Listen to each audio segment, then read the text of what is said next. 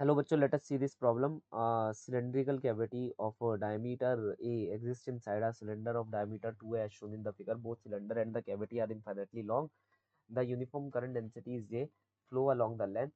If the magnitude of the magnetic field at the point P is given by n by 12 mu naught AJ, then the value of n is. देखो simple सी बात है, वो हमसे ये पूछ रहा है P पर कितनी मैग्नेटिक फील्ड की इंटेंसिटी है।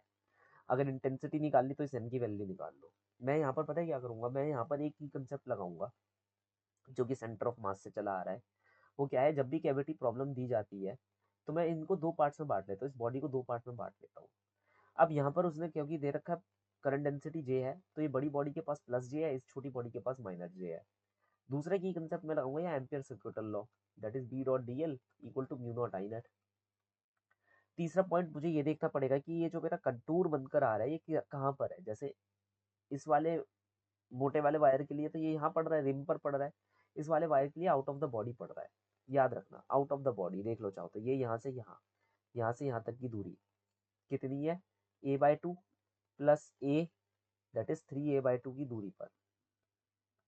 अब हमने जब सरफेस वो सॉरी हमने जब अपना लाइन इंटीग्रल यहाँ चूज कर ही लिया है, तो हम यहाँ पर डेवलप कर लेते हैं पहले b1 के लिए और फिर 2 के लिए। तो b dot D L B two pi A for the first one, क्योंकि इसकी यहाँ से सेंटर से दूरी है A, equal to mu naught I net. हम कैसे लिखेंगे, आई नेट हम लिख सकते हैं J into A. Current density दे रखी है ना, करंट पर यूनिट एरिया, तो बस एरिया से मल्टीप्लाई कर दो, जे इंटू ए।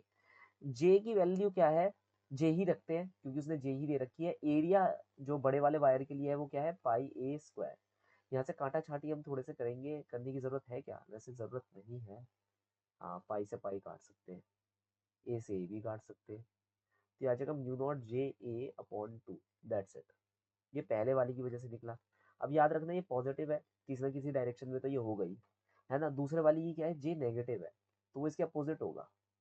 तो मैं यहाँ पर लिख सकता हूँ बी टू इंटू टू पाई। अब ये देखो ये कितना दूर है, कितना बाहर दूर है, 3a/2। तो आ जाएगा 3a/2, है ना। ये कॉन्टूर की तो लेंथ ही तो निकालते हैं हम, parameter. 3a/2 that must be equal to mu naught J into इसका एरिया। कितना एरिया है, क्योंकि इतना ही करंट ये कंज्यूम करे बैठा है जितना करंट इस सर्कल के अंदर है। तो पाई a/2 का होल स्क्वायर, है ना, ये बन रहा है। पाई से पाई काट दो, 2 से 2 भी काट दो, 2 दूनी 4 और 3 12। तो b2 की वैल्यू आ जाएगी म्यू नॉट जे ए अपॉन 12। यहाँ तक हमारी वैल्यू निकल कर आ रही है। करना क्या है, देखो याद रखना ये नेगेटिव है, नेगेटिव मतलब ये इसके अपोजिट डायरेक्शन में है। तो चलो तुम लिख ही दो ये नेगेटिव है, यहाँ पर कोई फर्क नहीं पड़ रहा। तो मैं लिख दूंगा b1 माइनस b2 हो जाएगा ये, है ना। या कह लो that magnetic field will be the superimposition of both of them, b1 vector plus b2 vector which eventually is both of them are in opposite direction.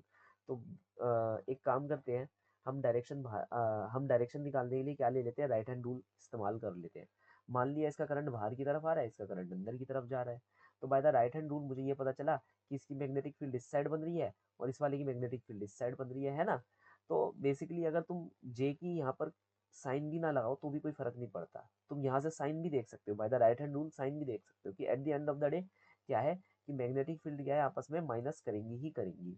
और जो डायरेक्शन तुम्हें दिख रहा है वो तुम निकाल सकते हो अगर तुम्हारा मन है निकालने का। तो मान लो ये है एक्स, ये है वाई और ये बाहर आने वाला जेड है।